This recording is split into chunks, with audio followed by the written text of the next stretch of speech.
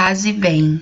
Hoje, mais uma segunda-feira, 10 de maio de 2021. Meu Deus, como esse ano tá passando rápido, como tudo tá tão acelerado. Essa é a sensação que eu tenho, assim, né? E acredito que muita gente também. Principalmente pelas rotinas e perceber que as coisas têm uma sensação de se repetido, como voltamos para o começo da pandemia, né? Mas eu queria partilhar uma coisa sobre um tema do qual eu refleti muito hoje, né? Nos últimos dias, na verdade. Que é o Dia das Mães. Pra quem não sabe, o Dia das Mães, ele é meio que uma cópia, assim, né? A gente olhou para os Estados Unidos e trouxe isso pra cá, mas isso se torna popular, assim, de uma forma mais popular no Brasil, durante a ditadura militar, né? E mesmo tendo esse formato completamente comercial, né, e capitalista hoje, a data tem uma relação com maio, que é o mês de Maria, que é o mês que a igreja celebra Maria, e ela vem para o Brasil, assim, dentro da igreja católica, por intermédio de um bispo lá no Rio de Janeiro, que eu não me recordo o nome, vou tentar lembrar. E ele vem, né, pelo Rio de Janeiro. E aí, no Rio de Janeiro que eu quero chegar, de forma mais direta no Jacarezinho.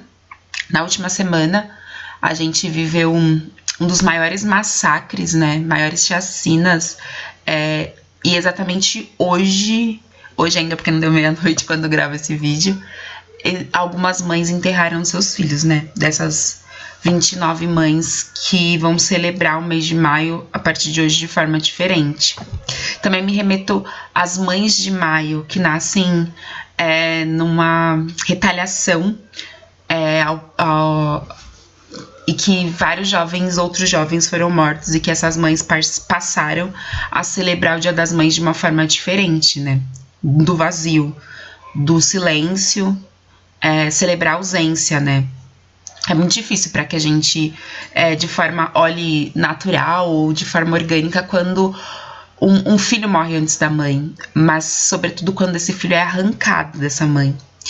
E são mães que, assim que enterram, e muitas vezes não dá tempo nem de enterrar, precisam começar a lutar pela honra desses filhos, né? Porque imediatamente eles são linkados com o tráfico de drogas ou com qualquer outro problema de cunho de dever alguma coisa para o Estado, como se isso justificasse a morte de um jovem na cadeira, e numa cadeira de plástico, assim, em plena luz do dia, ou um berço cheio de sangue, ensanguentado.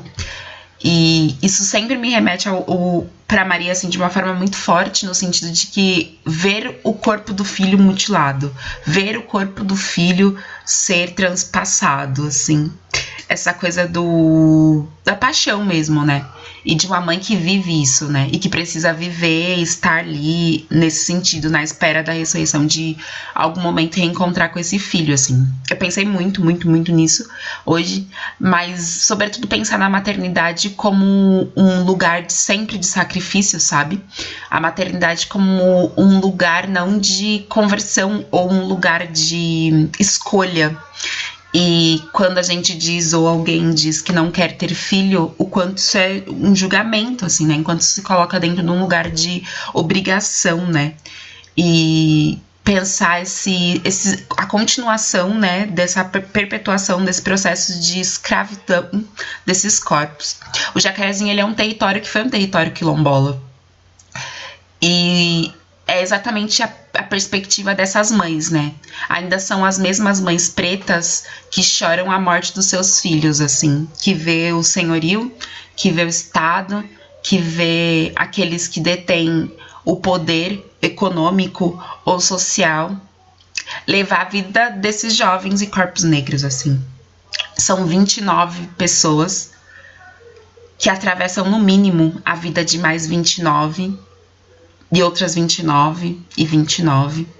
E assim se fez uma porta de ml cheia de pessoas e famílias negras. Mães negras. Quando a gente passa ou vê uma fila de visitas para pessoas que estão em situação de cárcere, a gente vê a cor. dessas mães que estão lá, dessas esposas que estão lá e que deixam seus filhos ou que precisam levar seus filhos até lá com a gente. E não é na perspectiva da mulher que não larga, que não abandona, dessa romantização, mas na perspectiva de humanizar essas tantas mulheres. Eu fico pensando das mães que se arrependem exatamente depois do parto. Porque pensar a vida de um ser humano e saber que você vai precisar ensinar pra ele que ele precisa andar com RG, falar devagar, não reagir, não responder, chamar de senhor, não correr. São coisas que matam esses jovens antes mesmo da bala atingir esse corpo, né? E eu fico pensando quem vai acolher, quem vai amparar e quem vai ser essa pessoa que vai cuidar dessas mães, assim como Jesus designou alguém para cuidar da mãe dele, né? Ela deu um outro filho. E aí o desafio pra gente nesse processo de ser mãe ou não sendo mãe é pensar e cuidar dessas mães, né? Como é que a gente acolhe essas mães? Como é que a gente leva de alguma forma acolhida, paz, tudo isso dentro de um contexto de acolhida à distância, porque a gente tá vivendo também uma pandemia. Como é que a gente faz tudo isso, né? E como é que esse sistema ainda continua e perpetuando essa crueldade que é, dentro de um sistema de pandemia, continuar, porque é uma política muito bem dada, né? Deixem que eles morram e vamos acelerar esse processo de morte também com a bala.